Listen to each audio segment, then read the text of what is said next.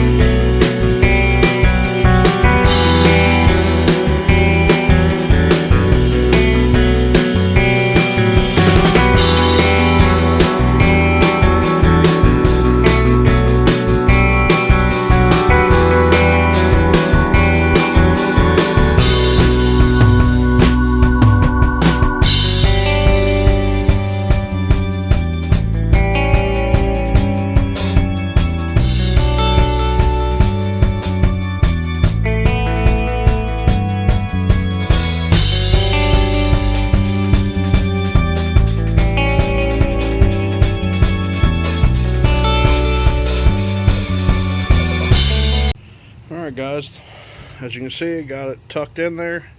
It is kind of ugly, as most of my welds usually are, quite honestly. It's between the World War II era sheet metal that's not super great, and you know, flux core welders that aren't ideal for sheet metal, let alone the fact it's a Chicago electric welder.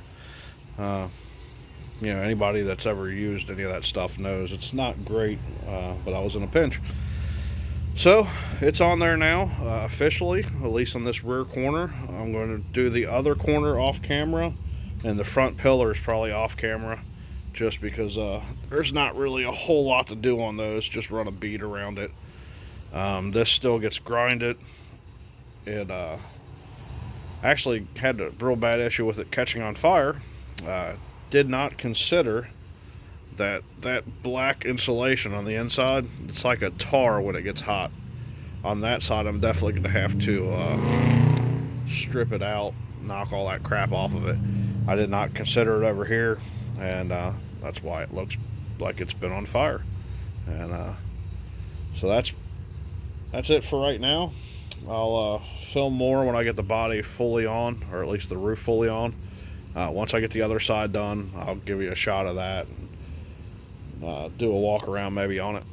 So I will see you here in a few minutes. I got the passenger side done. Got it pulled in and hit with the grinder a little bit. I actually did the front too. The fronts aren't welded on the inside, but on the outside they are. Hit that side over here with the grinder a little bit too. Same deal. Outside surrounding is welded.